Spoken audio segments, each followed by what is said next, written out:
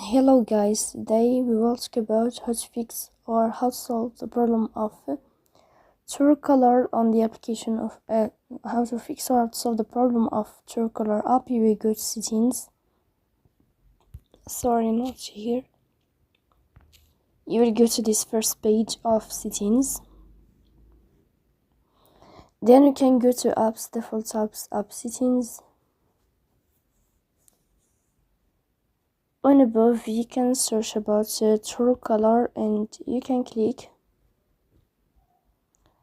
Here in this page of app info you can click on first stop and you can click OK. Then you will enter to the window of storage.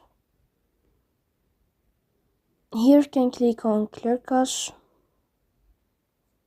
but pay attention, don't click clear data because that can delete your account.